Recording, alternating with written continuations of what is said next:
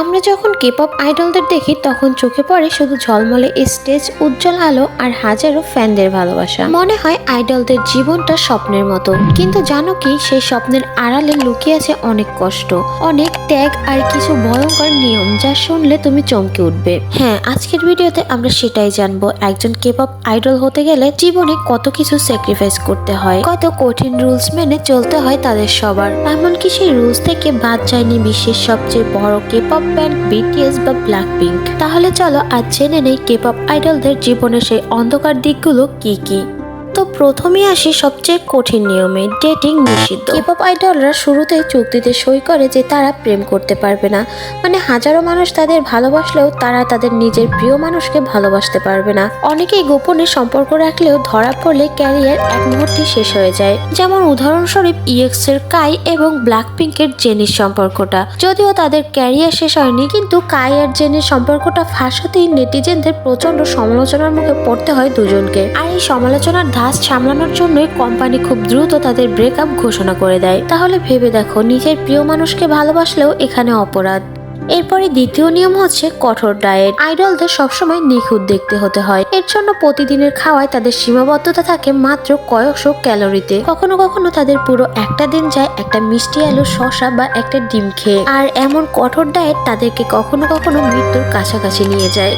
এরপরে 3 নম্বর নিয়ম হচ্ছে প্লাস্টিক সার্জারির চাপ। এটা শুনে হয়তো তোমার কাছে অদ্ভুত লাগতে পারে, কিন্তু এটাই বাস্তব। কেপপ আইডলদের একদম পারফেক্ট দেখানোর জন্য অনেক সময় প্লাস্টিক সার্জারি করানোর জন্য চাপ দেওয়া হয়।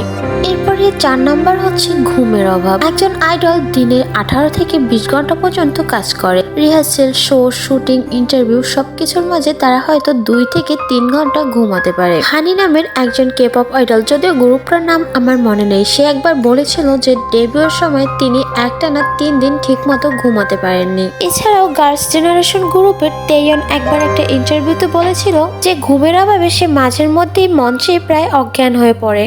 এরপরে যে 5 নম্বরে কঠোর নিয়মটা রয়েছে সেটা হচ্ছে স্বাধীনতার অভাব। কেপপ আইডলদের কাছে অনেক সময় মোবাইল ফোন পর্যন্ত থাকে না। পরিবারকে ফোন করা, বন্ধুর সাথে কথা বলা সবই কোম্পানির অনুমতি ছাড়া সম্ভব হয় না। যেমন আমাদের জঙ্কুক এবং বি বহুবারই বলেছে ডেবিউ বা ট্রেনিং সময় তারা অনেক সময় মায়ের সাথে কথা বলার সুযোগটুকু পর্যন্ত পেতেন না। তাদের প্রতিদিনের সময়সূচি এতটাই কঠোর ছিল যে স্বাধীনভাবে কিছু করার সুযোগ খুব কমই থাকতো। কেপপ আইডলরা বাইরে ঘুরতে যেতে পারেন না, চাইলে সাধারণ মানুষের মতো জীবনও কাটাতে পারেন না, যেন খাঁচার ভেতরে বন্দি কোনো পাখি। এরপরে 6 নম্বরে রয়েছে লম্বা ট্রেনিং পিরিয়ড। প্রত্যেক কেপপ আইডলকে আইডল হওয়ার আগে তাদের 5 থেকে 10 বছর পর্যন্ত কঠোর ট্রেনিং করতে হয়। তাদের প্রতিদিন 10 থেকে 12 ঘন্টা নাচ, গান, পারফরমেন্স সবকিছু অনুশীলন করতে হয়। পরিবার, বন্ধু, স্কুল সবকিছু থেকে বিচ্ছিন্ন হয়ে থাকতে হয় প্রায় 5 থেকে 10 বছর।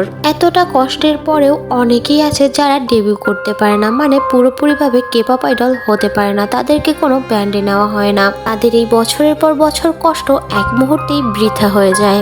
এরপরে লাস্ট হচ্ছে মানসিক চাপ ও একাকিত্ব। আইডলদের তো সবসময় পারফেক্ট থাকতে হয়, হাসি খুশি থাকতে হয়। উপরে উপরে পারফেক্ট আর হাসি খুশি থাকতে থাকতে ভেতরে তারা ভীষণভাবে ভেঙে পড়ে। একাকিত্ব, অতিরিক্ত প্রতিযোগিতা, ফ্যানদের অপ্রত্যাশিত চাহিদা আর হেড কমেন্ট, এগুলো তাদের মানসিকভাবে ভেতর থেকে ভেঙে দেয়, অনেক চাপ তৈরি করে। অনেকেই মানসিকভাবে অসুস্থ হয়ে যায়। এমনকি দুঃখজনকভাবে আমরা মাঝে মাঝেই শুনি অনেক কেপপ আইডল সুইসাইড করেছে। তারা এসব মানসিক চাপ আর একাকিত্ব সহ্য না করতে পেরে নিজের জীবন শেষ করে দেয়।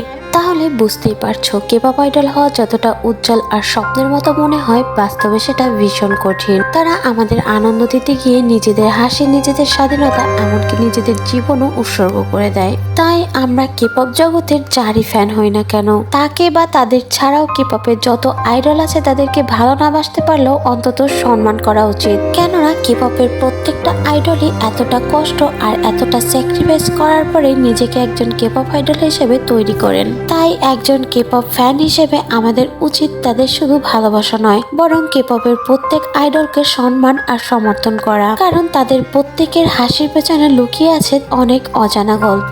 তো আজকের ভিডিও এই পর্যন্ত। ভিডিওটা ভালো লাগলে অবশ্যই ভিডিওটাতে একটা লাইক দিয়ে চ্যানেলটা সাবস্ক্রাইব করে দিবে। আল্লাহ হাফেজ।